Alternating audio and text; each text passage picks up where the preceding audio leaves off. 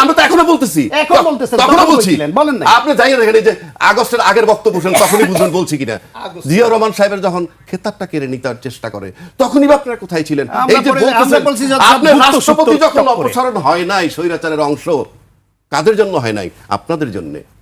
Fascist সরকারের রাষ্ট্রপতি আজও বহাল তবিয়তে। আপনারা বলেছেন যে সাংবিধানিক সংকট হবে, তো প্রধানমন্ত্রী যেদিন তারাই দিলাম সেদিন সাংবিধানিক সংকট হয় নাই? এই সমস্ত কাবারে চলবে না। বাংলাদেশের রাজনীতিতে এখন স্বাধীনতার পক্ষ শক্তি বিপক্ষ করি এই সমস্ত বক্তব্য বস্তা পচা, এগুলো আর চলবে না। 53-55 বছর পর 71 সাল ভূখণ্ড দিছে, আমি বলি নাই 71 সালে এই রাজাকার আপনারা প্রধানমন্ত্রী বানাইছেন, এই রাজাকারে তখন কি জ্ঞান পাইছেন? তখন দরকার মনে করছে এটা কোন ধরনের কথা? আপনি লাগলে নিবেন, না লাগলে নিবেন না, আমি ব্যবহার করতে পারি না। আপনি পারবেনই না। আপনি রাজাকারে কেন? আপনারা রাজাকারে ব্যবহার করে মুক্তিযোদ্ধা। বাজারে আছে বিএনপি আর জামাত। আপনি যদি বড় সড়ো ভাবে ধরেন, তা সেক্ষেত্রে যখন আওয়ামী লীগ আর বিএনপি যখন প্রতিদ্বন্দ্বী থাকে তখন জামাতের ভোট কিন্তু ডিসাইডিং ফ্যাক্টর হয়ে যায়। আর ভোটের বাইরে দলের বাইরে যারা ভোটার আছে তারা সুইং ভোট, সেটা নিয়ে প্রিডিকশন করা কঠিন, বা এই মুহূর্তে করতে যাচ্ছি না। এখন আছে বিএনপি আর জামাত, আর আছে আওয়ামী লীগের ভোট, যেটা নিয়ে আলাপ হচ্ছে যে আওয়ামী লীগের ভোট নিয়ে টানাটানি। এখানে তো দুইটা বিষয়, আওয়ামী লীগ ভোট দিবে কি দিবে না। যদি না দেয় আর কোনো আলাপ নাই, আর যদি দেয় কোথায় দিবে সেটি প্রশ্ন। টানাটানি যতই করেন, ভোট যদি দিতে চায় তাহলে তারা দিবে। আপনি টানলে তো ভোটার আসবে না। আপনি অন্তত এই দলীয় ভোটার, এটা দলীয় সিদ্ধান্ত হতে পারে, মানে ওই দলের। এখন জামাত আর বিএনপি মাঠে, আওয়ামী লীগের ভোট যদি আমি কল্পনা করি বিএনপিতে আসবে, তাহলে বিএনপির জন্য সোনায় সোহাগা।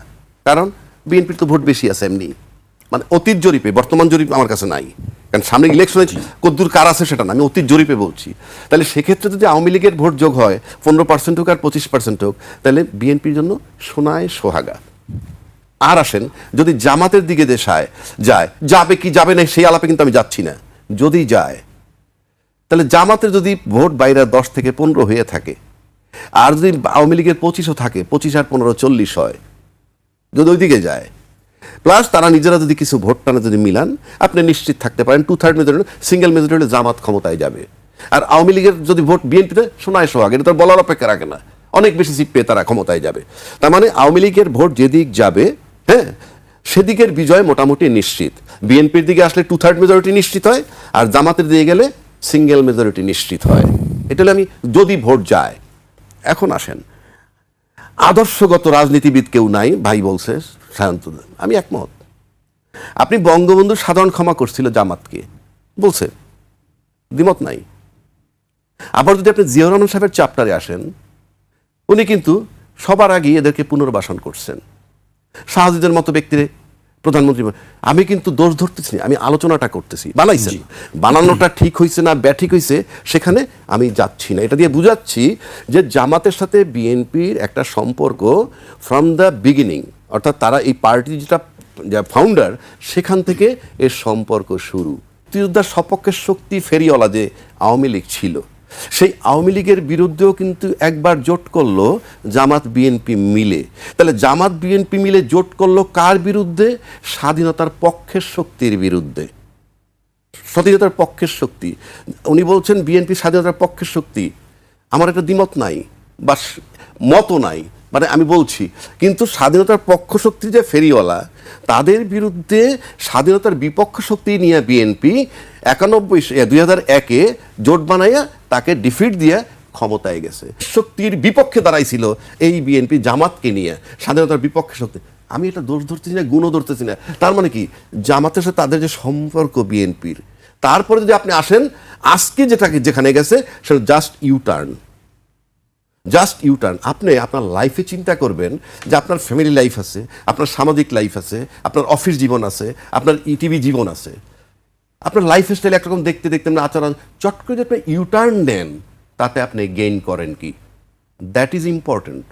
আপনি যখন ইউটার্ন নিয়ে নিলেন, এই ইউটার্ন নেওয়ার আগে আপনি স্বাধীনতার পক্ষশক্তি যে আওয়ামী লীগ ফেরিওয়ালা ছিল, বাংলাদেশের প্রথম আলো, বাংলাদেশের ডেইলি স্টার, বাংলাদেশের মানব জমিন, এমন কেউ নাই যে ফুল টাইম তারেক রহমান সাহেব তার ফ্যামিলির নিন্দা করেনি।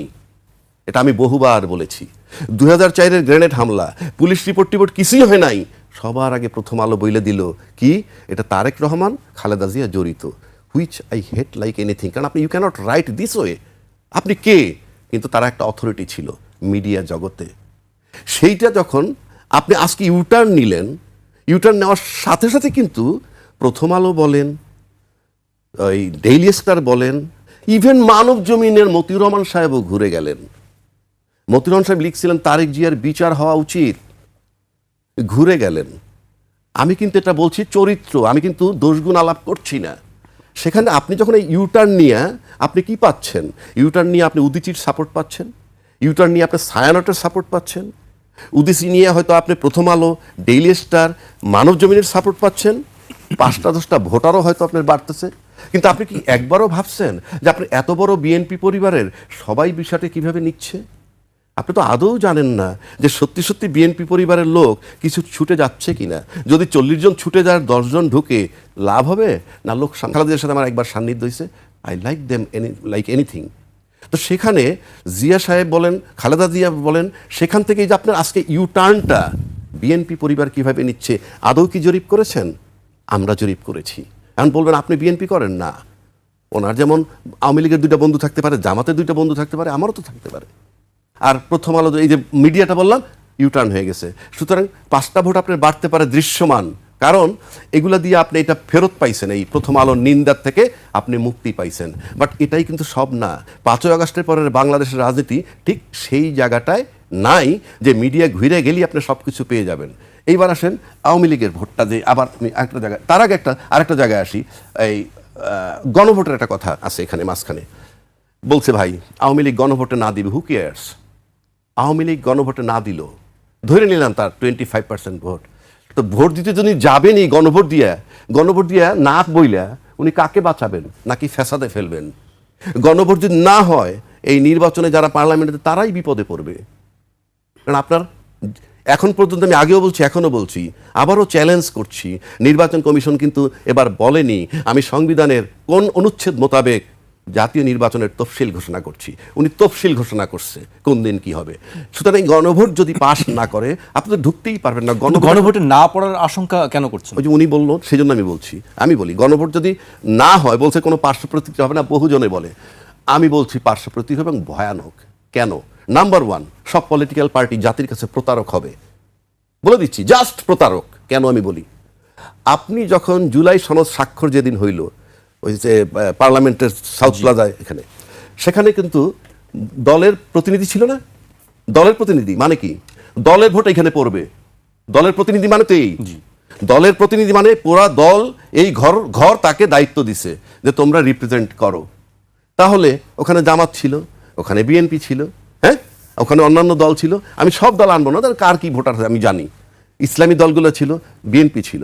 বিএনপি মানে কি? টোটাল বিএনপির ভোট ওইখানে পড়তে হবে, কারণ আপনি তো রিপ্রেজেন্ট করছেন। যদি রিপ্রেজেন্ট করে গণভোট না পাস, জয়যুক্ত না হয়, আমি বললাম জাতির কাছে প্রতারক হবে এবং আন্দোলন হবে। কারণ আপনি তো জাতির সাথে বিশ্বাসঘাতকতা করেছেন। আপনি বললেন আপনি টোটাল বিএনপিকে রিপ্রেজেন্ট করেন, আপনি বললেন আপনি টোটাল জামাতকে রিপ্রেজেন্ট করেন, আপনি বললেন আপনি টোটাল ইসলামী দলকে রিপ্রেজেন্ট করেন। 30টা দলের 60টা লোক, এই 60টা লোকের ভোটগুলা কোথায়? গণভোট পাস করা ম্যান্ডেটরি না? আমি বললাম তো তারা কঠিন বিপদে পড়বে, কঠিন বিপদে। এবং প্রতারক, আমি বলে দিচ্ছি, টোটাল দেশের কাছে রাজনৈতিক দলগুলা প্রতারক হিসাবে চিহ্নিত হবে। বিশেষ করে সেদিন যারা স্বাক্ষর দিয়েছেন সেই ইন্ডিভিজুয়াল, এবং তাদেরকে যেহেতু তারা পুরা দলকে রিপ্রেজেন্ট করছে। আমার দলে 100 লোক আছে, আমরাই তো পাঠাই তাদের প্রতিনিধি। জি, শান্ত ভাই, সবাই রাজাকি ভাই সবাই তো হ্যাঁ ভোটের কথাই বলছে। আমার দরকার নেই তো পাস করতে হবে। আমি বলছি গণভোটটা জয়যুক্ত হতে হবে। যদি না হয় তাহলে তারা জাতির কাছে প্রতারক হবে এবং আন্দোলন হবে। আমি সেটা বলছি। আপনার কে কি বললো ইম্যাটেরিয়াল, পাস করতে, আপনি পাস করে ক্ষমতায় যাবেন আর হাবট পাস করবে না। আপনি তো আপনার দলকে রিপ্রেজেন্ট করছেন। আপনার দল যদি সারা বাংলাদেশ 5 কোটি ভোট পড়ে থাকে, 5 কোটি ভোট গণভোটে পড়তে হবে, কারণ আপনি তাদেরকে রিপ্রেজেন্ট করেছেন। সুতরাং গণভোট ফেল করার কোনো স্কোপ নাই। জি, আপনার কাছে আমি আবারও আসবো। আমি এ পর্যায়ে শান্ত ভাই কাছে আসছি। শান্ত ভাই, না হওয়ার কি আশঙ্কা আছে আমি জানি না। সবাই যেখানে বলছে যে হ্যাঁ ভোটের জন্য, এবং যে রাজনৈতিক দলগুলো আছে সবাই হ্যাঁ পক্ষেই বলছেন। আরেকটি বিষয় যেটি, আওয়ামী লীগের সমর্থকদের ভোটার কেন দরকার আসলে? মানে তাদের ভোট ছাড়া কি আসলে? ওকে, 2টা ইস্যু। একটা হচ্ছে হ্যাঁ গণভোট নিয়ে গণভোটে হ্যাঁ বিজয়ী হবে, এটা আমার ধারণা। এবং আমি নিজে ব্যক্তিগতভাবে মনে করি হ্যাঁ বিজয়ী হলে কারো কোনো লস নাই। বিএনপি যে আশঙ্কাটা করে যে তাদের যেখানে নোট অফ ডিসেন্ট আছে সেটা নিয়ে তারা প্রশ্নের মধ্যে পড়তে পারে, কিন্তু সেই সমস্যাটাও আমি দেখি না। কারণ গণভোটের যে 4টা ক্লোজ আছে তার মধ্যে ঘ নাম্বারে ক্লোজে কিন্তু বলে দিয়েছে যে গণভোট জয়যুক্ত হলে যে বিষয়ে সবাই একমত হয়েছে সেটা অবশ্যই আইন পাশ করতে হবে। যে বিষয়ে দ্বিমত ছিল সেই ক্ষেত্রে যেই দল নির্বাচিত হবে সেই নির্বাচিত বা যারা রাষ্ট্র পরিচালনার দায়িত্ব পাবে তারা এই নোট অফ ডিসেন্ট যেগুলো ছিল সেগুলোর ব্যাপারে তারা সিদ্ধান্ত নেবে। সুতরাং বিএনপি ঘ ক্লোজের বলে যদি হ্যাঁ জয়যুক্ত হওয়ার পরেও তাদের যেখানে নোট অফ ডিসেন্ট ছিল সেগুলো আইনে পরিণত না করবার ব্যাপারে অধিকার সংরক্ষণ করে। সেই হিসেবে বিএনপির না হ্যার বিপক্ষে থাকার আমি কোনো কারণ দেখি না। কিন্তু বিএনপি দলগতভাবে খুব জোরালোভাবে হ্যাঁ না ভোটের প্রচারণায় যাচ্ছে না, এটা তাদের দলীয় কৌশল যে তারা প্রতীকে প্রচারণাটায় বেশি মনোযোগ দিচ্ছে। বিচ্ছিন্নভাবে বিএনপির কোনো কর্মী বলছে তারা একটা দোদুল্যমান অবস্থায় আছে, তারা এখনো ক্লিয়ার বার্তাটা তাদের কাছে নাই যে তারা নাতে যাবে না হ্যাঁতে যাবে। কেউ কেউ বলছে না না হ্যাঁ ভোট দিলে গণভোটে বিসমিল্লাহ থাকবে না, আমি দিব না। আবার কোনো প্রার্থী, আমি ইশরাকেরই সেদিন একটা বক্তব্যে দেখলাম, সে বলছে হ্যাঁ পক্ষে আমরা এবং হ্যাঁতে ভোট দেবেন। এখন এটা আছে, কিন্তু আমি আবার রাজ্জাকি ভাইয়ের ওই কথার সঙ্গে একমত না যে যদি হ্যাঁ জয়যুক্ত না হয় তাহলে রাজনৈতিক দলগুলো প্রতারক হবে, কারণ তার ঐকমত্য কমিশনে রিপ্রেজেন্ট করেছে দলকে।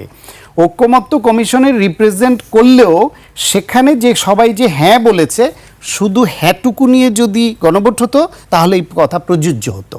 যেহেতু হ্যার বাইরে নোট অফ ডিসেন্টগুলোকেও ইচ্ছার বিরুদ্ধে এখানে ইনক্লুডেড করা হয়েছে, সুতরাং না পড়ুক হ্যাঁ পড়ুক তাতে কোনো দল প্রতারক হয় না। 1 2 হলো বিএনপি এখনও স্ট্যান্ড করে তাদের ফার্স্ট প্রায়োরিটি হচ্ছে 31 দফা। জনগণের কাছে স্পষ্ট বার্তা যে বিএনপিকে যদি মানুষ ভোট দেয় তাহলে ক্ষমতায় গিয়ে রাষ্ট্র পরিচালনার দায়িত্ব নিয়ে তাদের প্রথম দায়িত্ব হচ্ছে রাষ্ট্র মেরামতের যে 31 দফা দিয়েছে সেটাকে বাস্তবায়ন করা। সেটার পরের ধাপে 31 দফায় নাই কিন্তু ঐকমত্য কমিশনে তারা হ্যাঁ বলেছে সেটা বাস্তবায়ন করা। তারপরের ধাপে চিন্তা করবে অন্য কোনটা বাস্তবায়ন করবে কি করবে না। তো স্পষ্ট বক্তব্য, সেখানে প্রতারক হওয়ার কি আছে? বরং যারা নিজেদের অবস্থানে স্পষ্ট করছে না তারা প্রতারক হতে পারে। সুতরাং আমি বিএনপির এই অবস্থানটা জানি বলে আমি বললাম এইখানে হ্যাঁ জয়যুক্ত না হলেই যে বিরাট কোনো ক্ষতি হয়ে যাবে এমন না। মানুষ যদি 31 দফার উপর ভরসা রাখে যে রাষ্ট্র মেরামতের যে 31 দফা আছে, আমি বিশ্বাস করি ওই 31 দফার মধ্যে অর্ধেক দফাও যদি বিএনপি বাস্তবায়ন করে দেশ পাল্টে যাবে। প্রশ্ন হচ্ছে কারো এই কথাটা আসে যে বিএনপি ক্ষমতায় গিয়ে এটা বাস্তবায়ন করবে কিনা। আপনি সেই প্রশ্ন করতে পারেন, সেই জন্য বিএনপিকে ক্ষমতায় আসলে প্রেসারে রাখতে পারেন, তাদের বাধ্য করতে পারেন। 31 দফার মেরামতের পরে বাংলাদেশে আসলে গণতন্ত্র রক্ষা, মানবাধিকার রক্ষা, বাক স্বাধীনতা রক্ষা, দেশের মানুষের অধিকার রক্ষা, দেশের উন্নয়ন, দেশকে ইউনিফাইড জাতি করায় আমি কোনো সমস্যাই দেখি না। সুতরাং এই যে সংস্কারের নামে যে দুয়েটা তোলা হয়েছে এটা বাহুল্য আমার কাছে মনে হয়েছে। এবার দ্বিতীয় যে প্রশ্ন, নৌকার ভোট কেন দরকার? নৌকার ভোট দরকার এই জন্য, নৌকার ভোট দরকার সেটার আগে বলি, আমি আমার শুরু বক্তব্য বলেছি যে আওয়ামী লীগের যে পরিমাণ সমর্থক এদেশে ছিল বা আছে তাদেরকে আপনি যে কোনো প্রক্রিয়ায় ধরেন না কেন একটা বিভাজিত আকারে রেখে দিয়া আপনি ঐক্যবদ্ধ জাতি হিসেবে এগোতে পারবেন না। তাদের মধ্যে যারা অপরাধ করেছে তাদের যেমন বিচারের আওতায় আনতেই হবে, তাদের বিচার করতেই হবে, কিন্তু শুধুই সমর্থক বা কর্মী থাকার অপরাধে তাদেরকে আপনি তো মূল ফ্লোর বাইরে ফেলে দিয়ে কোটি মানুষকে এভাবে বাইরে ফেলে রেখে একটা জাতি আগাতে পারে না। যেটা 72 সনে শেখ মুজিব উপলব্ধি করেছিল, যেটা 76-77 কাছে সালে জিয়াউর রহমান এসে উপলব্ধি করেছিল। জিয়াউর রহমান উপলব্ধি করেছিল বলেই মুক্তিযুদ্ধের পরাজিত শক্তি হওয়ার পরে নিজে মুক্তিযুদ্ধ হয়েও জামায়াতকে রাজনীতি করার অনুমতি দিয়েছিল। তাহলে বিভাজনটা কেন আজকে এত বছর পরেও যে এই বিষয় নিয়ে মুক্তিযুদ্ধের পক্ষ বিপক্ষ নিয়ে এটি কথা চলছে রাজনৈতিক দল, এটা কি শুধু বলার জন্য? না, বলার জন্য বলা না। আমি তাকে রাজনীতি করবার সুযোগ দিয়েছি মানে এই না যে সে এখনো 14 ডিসেম্বর আসলে বলবে যে বুদ্ধিজীবী হত্যা করেছে ভারত, পাকিস্তান করে নাই, রাজাকাররা করে নাই, আল বদর আল শামসরা করে নাই। আমি তো এ কথা মানতে রাজি না। আমি তাকে ক্ষমা করে দিয়েছি বা তাকে নির্বাচনে আসার সুযোগ দিয়েছি, তার মানে এই নয় যে তারা মুক্তিযুদ্ধের সময় যে অপরাধ করেছে সেজন্য ক্ষমা চাইবে না জাতির কাছে। তারা শুধু দায় সারাবারে যদি করে থাকি, যদি মনে কষ্ট দিয়ে থাকি। সম্প্রতি What আবার বলেছেন যে nonsense! হাজারবার সম্মান করি মুক্তিযোদ্ধাকে, জামায়াত আমির সম্প্রতি আবারও বলেছেন। দেখেন ক্ষমতায় আসলে কি করে, মাইনকা চিপায় পড়লে অনেকেই অনেকে সম্মান করে। জি, যদি এতই সম্মান থাকে, এতই সম্মান থাকে, তাহলে নিঃশর্তভাবে বলুক যে 1971 সনে এই যে বাংলাদেশে গণহত্যা হয়েছে, এই যে এত মানুষ খুন হয়েছে, এত ধর্ষণ হয়েছে, প্রত্যক্ষ বা পরোক্ষভাবে হলেও জামায়াত ইসলাম, মুসলিম লীগ যেসব দল দায়ী, তার মধ্যে জামায়াত ইসলাম একটা, আমরা নিঃশর্ত ক্ষমা প্রার্থনা করি। এবং এত বছর পরে হলেও বিশ্বের বিভিন্ন দেশে নজির আছে, নির্মোহভাবে ন্যায়সঙ্গত তদন্তে যদি আমাদের দলের কোনো নেতাকর্মী দোষী হয়ে থাকে, তার শাস্তি আরোপ করা হলে জামায়াত ইসলাম তার বিরোধিতা করবে না। পারবে বলতে ওই সাহসটা দেখায় না, আর চালাকি করে যদি করে থাকি। মুক্তিযোদ্ধাদের প্রতি সম্মান আছে। আর এখানে আপনি যেভাবেই দেখেন, যাই দেখেন, ধর্মের অপব্যবহার যে যেভাবে নেক, যেই করুক, আমি এটা পছন্দ করি না, আমি তার সমালোচনা করব। আমার মুক্তিযুদ্ধ এবং 24-এর গণ অভ্যুত্থান, এই দুইটার পক্ষে আমি সবসময়, এবং এই দুইটার বিরুদ্ধে কেউ অবস্থান নিয়ে সেটাকে ছোট করবে, রাজনৈতিক প্রয়োজনে এটা আদর্শগতভাবে অনেক সময় মেনে নেওয়া কঠিন, তারপরও জোট হয়। এই জামায়াত ইসলামকে আওয়ামী লীগ নিয়েছে, এই জামায়াত ইসলামকে বিএনপি নিয়েছে, এই জামায়াত ইসলামকে জাতীয় পার্টি নিয়েছে, একটা পুতুল নাচের মতো হয়েছে। আর জামায়াতও ব্যবহৃত হয়েছে সবার দ্বারা। একবার বলে নারী নেতৃত্ব হারাম, আবার নারীর পেছনে গিয়ে রাজনীতি করেছে। একবার বলে নারীকে আমরা সব অধিকার দিব, আবার সারা দেশে একজন নারী প্রতিনিধিকে তারা ক্যান্ডিডেট করতে পারে না, তাদের কারণে এনসিপিও নারী প্রতিনিধি দিতে পারলো না। সুতরাং এগুলি হচ্ছে মোনাফিকি আচরণ। আমি বিরতিতে যেতে হচ্ছে আমার সিনিয়র আইনজীবী আবু হেনা রাজ্জাকি। আমি এই পর্যায়ে রাজ্জাকি ভাইকে দিয়ে শুরু করতে চাই, একটি মাঠের বক্তব্য দিয়ে আপনার কাছে আসতে চাই। জামায়াত ইসলামের আমির ডাক্তার শফিকুর রহমান বলেছেন, শুধু রাজার ছেলে রাজা হবে, রাজনীতির এই সংস্কৃতি আমরা পাল্টে দিতে চাই, যার যোগ্যতা আছে সে দেশ পরিচালনা করবে। আরেকটি কথা আপনাকে বলতে চাই যে আমরা দেখছি যে সম্প্রতি গতকালও দেখেছি যে বিএনপি জামায়াতের মধ্যে সংঘর্ষ হয়েছে। এই বিষয়গুলোতে আসলে কার লাভ? দুটি প্রশ্ন আপনার কাছে। ধন্যবাদ আপনাকে। যে কার লাভ কার ক্ষতি, যেমন ধরেন এই যে রাজার ছেলে রাজা হবে, এটা ন্যাচারালি তারেক রহমান সাহেব ইঙ্গিত করে বলছে, এটাই আমার কাছে মনে হয়। তো এখন আপনি সেই বিতর্কে আমি যাচ্ছি না, কারণ আমি বিএনপি রাজনীতি করি না। যেমন ভাই কিছু জামাত নিয়ে অনেক কথা বললো, আমি এটা রিপ্লাই দিতেও রাজি না। এই সমস্ত ক্ষেত্রে এখন যেহেতু মাঠে বিএনপি জামাতের একটা লড়াই চলছে, তাদের একজন লোক আনলে ভালো হয়। তবে আমি ব্যক্তিগতভাবে আমি যেটা মাঠে দেখি, আমার কাছে মাঠে কোনো রাজনীতি মনে হচ্ছে না, মাঠে মনে হচ্ছে জামাত আর বিএনপি একটা লড়াই চলছে। কিন্তু একটু বলে রাখি, আপনি বলছেন যে জামায়াতের লোক হলে ভালো, অনেকে আমাদেরকে দায়ী করেন যে কেন জামায়াতের প্রতিনিধি থাকে না। আমরা চেষ্টা করি সবসময় তাদের সাথে, যাই হোক, ওটা আমার সাবজেক্ট, তারা খুব একটা আমরা পাই না। আপনি রাজার ছেলে রাজা হবে, এগুলো তারা ফেস করতে চায় না। না সেই বিতর্কে আমি যাচ্ছি না। ওই যে আপনি বললেন বলে এই কথাটা, রাজার ছেলে রাজা হবে, এটা তারেক রহমান সাহেবের ইঙ্গিত দিচ্ছে। হয়তো আমার কথা শুনলে শান্ত ভাইও মাইন্ড করতে পারে, সেটা ভিন্ন কথা। কিন্তু আপনার রাজনৈতিক দলের ভিতরে একটা সিস্টেম থাকতে হবে। যে আপনি মনে করেন যে একটা মাত্র ক্রাইটেরিয়া যদি এইরকম হয় যে শুধুমাত্র ওই পরিবারের ছেলে বলেই মানে উনি দায়িত্বটা পাচ্ছেন, এটা বললে হয়তো সবাই আমার উপরে মাইন্ড করবে, কিন্তু এই সিস্টেমটা থাকা উচিত না। আবার যদি উল্টা দিকে আসেন, আপনি একজন জিয়াউর রহমান সাহেব রাজনীতিবিদ ছিলেন, আপনি তার সাথে কম্পেয়ার করলে যদি আজকে আমি তার সন্তানের দিকে তাকাই, আপনি কোনোভাবে মিলাইতে পারবেন না।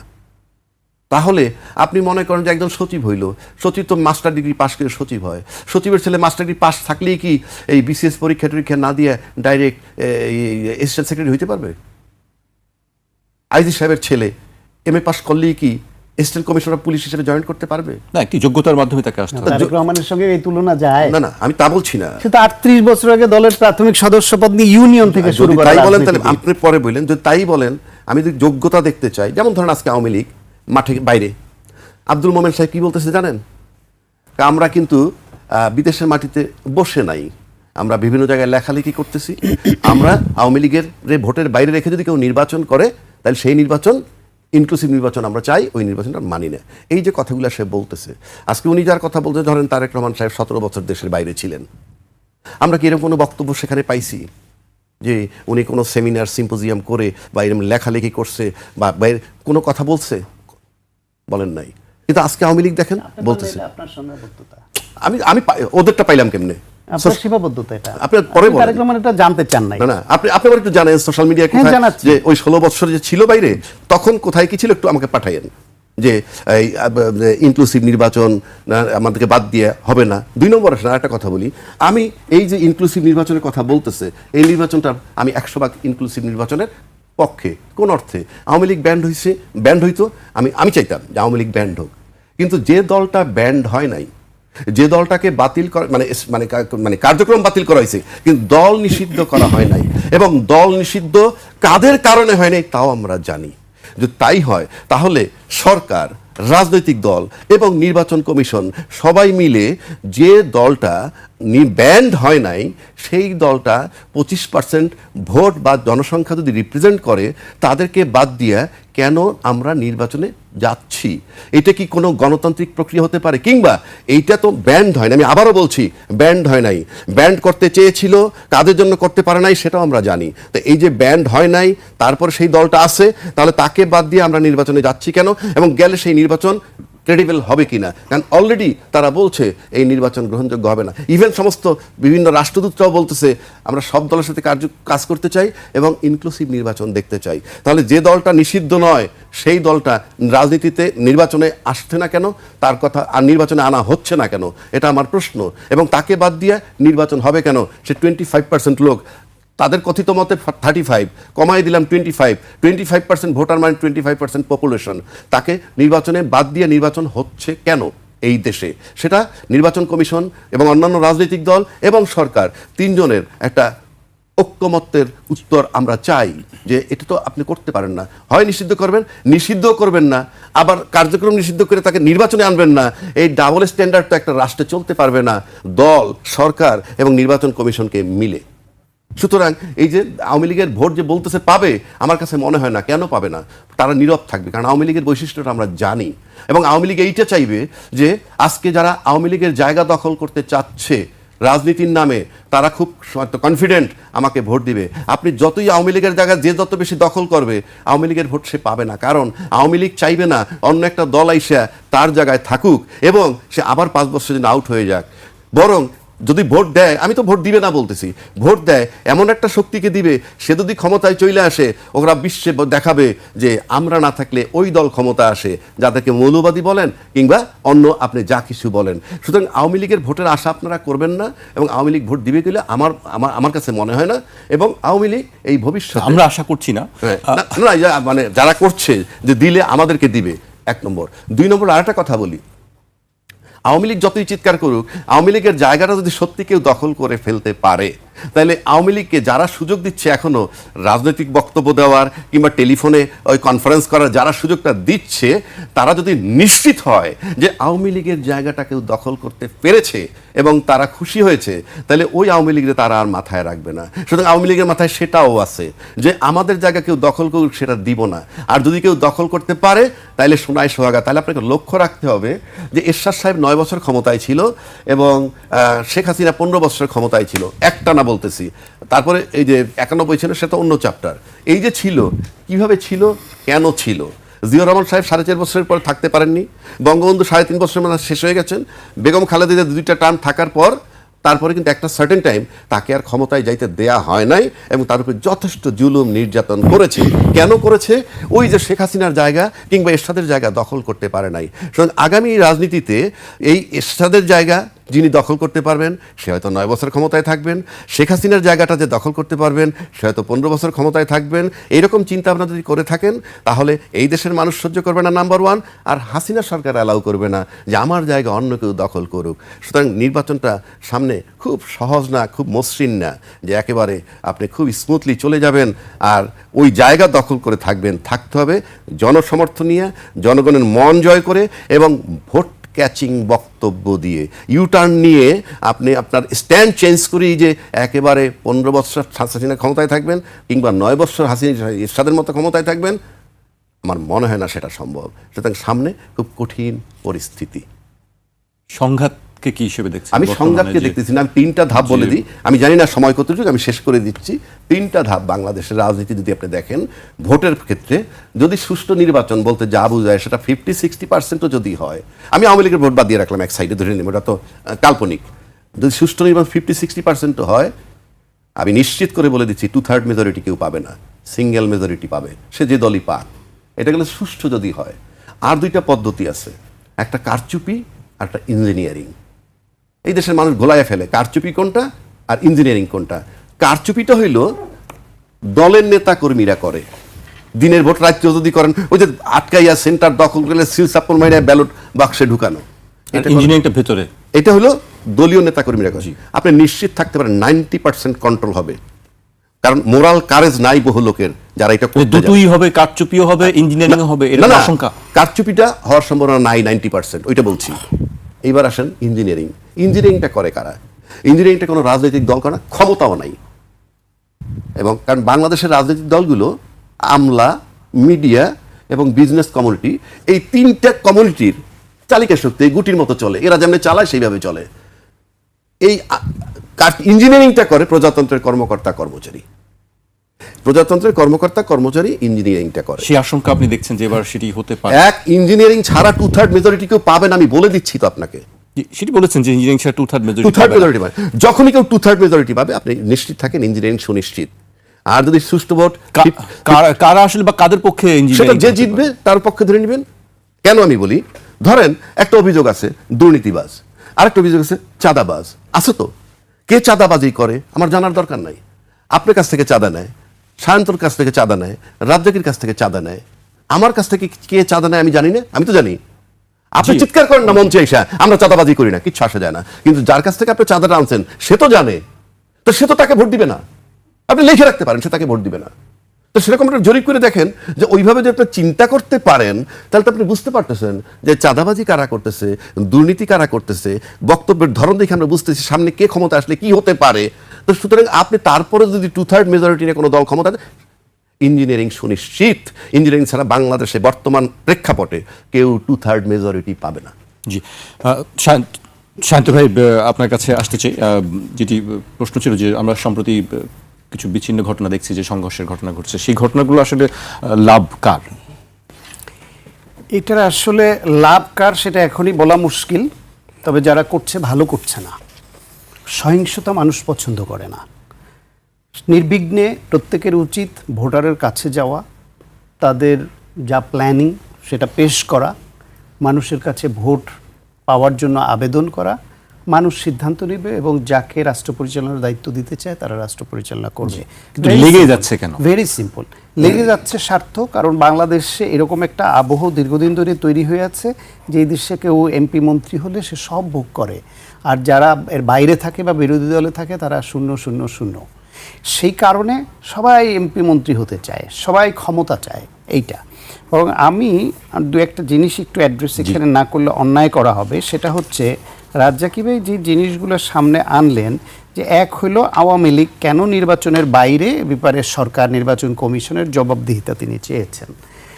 সরকার এবং নির্বাচন কমিশন কিন্তু বারবার এই কথাটা পরিষ্কার করেছে। তিনি কেন আওয়ামী লীগকে নির্বাচনে চান আমি জানি না, আমি ব্যক্তিগতভাবে চাই না, বরং আসলে তার যে কোনো উপায়ে বাধা দিতে হবে সেটা আমি বিশ্বাস করি। কারণ হচ্ছে এখন আওয়ামী লীগকে নির্বাচন করতে দিলে এই সুযোগে তাদের গণহত্যাকারীরা, তাদের লুটপাটকারীরা, তারা গুম খুনকারীরা এমপি হয়ে আসলে তাদের আপনি বিচারের আওতায় আনতে পারবেন না। কারণ জনপ্রতিনিধি হয়ে যাচ্ছে তারা এম্পাওয়ার্ড হয়ে যাচ্ছে।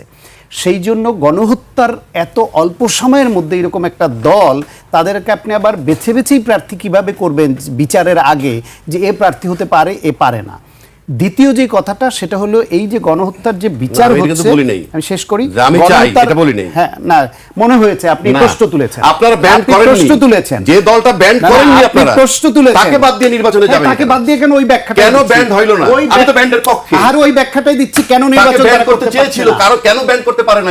বলছেন কেন ব্যান করলাম না? কেন বলছেন নির্বাচনে কেন আসতে পারবে? ব্যান যেত না কেন? ব্যান না হলে নির্বাচন আসতে পারবে না কেন? কেন আপনি দল ব্যান করতে পারলেন না? ওই ব্যাখ্যাটা শুনেন, আপনি আইনজীবী তো, আপনি ব্যাখ্যাটা শুনেন। ব্যান আপনারা করেননি, আগে আপনি ব্যাখ্যাটা শুনেন। হ্যাঁ, ব্যান করেননি, আপনি এখন নির্বাচনে যেতে দিচ্ছেন না। আপনি যে প্রশ্ন তুলেছেন, যে আমি তো অবশ্যই ব্যান চাই। আওয়ামী লীগ প্রশ্ন তুলে আপনি চান ব্যান চান, আপনি যে প্রশ্ন যেহেতু তুলেছেন উত্তরটা তো শুনতে হবে। হ্যাঁ, সরকার এবং নির্বাচন আমি চাই না, আমি চাই কেন? আমি চাই না, আপনি তো উত্তর চেয়েছেন। আমি চাইছি যে কেন আপনি কেন নির্বাচনে যেতে চাচ্ছেন না? শেষ সরকার, আপনি সরকার এবং নির্বাচন কমিশন উত্তর হ্যাঁ, উত্তরটা তো বলবেন যে হ্যাঁ ব্যান রাইখে, ব্যান না কইরা, ব্যান না কইরা নিষিদ্ধ করলাম কেন? অন্য কৌশল ধরেছেন। আওয়ামী লীগ কেন নির্বাচনে আসতে পারলো না? ব্যান ছাড়াও, ব্যান নাই তাহলে কেন আসতে পারলো না?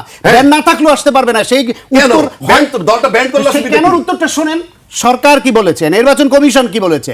এক হলো তাদের বিরুদ্ধে গণহত্যার অভিযোগে বিচার হচ্ছে, এই বিচারের সময় তারা বিচারকে বাধাগ্রস্ত করবার জন্য বিভিন্ন জায়গায় তারা মিছিল বেট করছে, বাধা সৃষ্টি করছে, সমাজে রাষ্ট্রে অ্যানার্কি সৃষ্টির চেষ্টা করছে। সেটাকে থামানোর জন্য তাদের কার্যক্রম নিষিদ্ধ করার তাহলে আবার কোনো আওয়ামী লীগের বিকল্প ভোটও নাই। চাচ্ছেন? তাদের কার্যক্রম নিষিদ্ধের কোনো বিকল্প নাই। সরকার এই রাজনৈতিক দলের কার্যক্রম নিষিদ্ধ করেছে, নিবন্ধন স্থগিত করেছে, এবং কোনো দলের কার্যক্রম নিষিদ্ধ হইলে নির্বাচন কমিশন নিবন্ধন স্থগিত করেছে। নিবন্ধন স্থগিত হইলে তার মার্কা থাকে না। সুতরাং যেই দলের কার্যক্রম নিষিদ্ধ সরকার করেছে লজিক্যালি ব্যাখ্যা দিয়ে, সেই কারণে তাদের নিবন্ধন স্থগিত হয়েছে।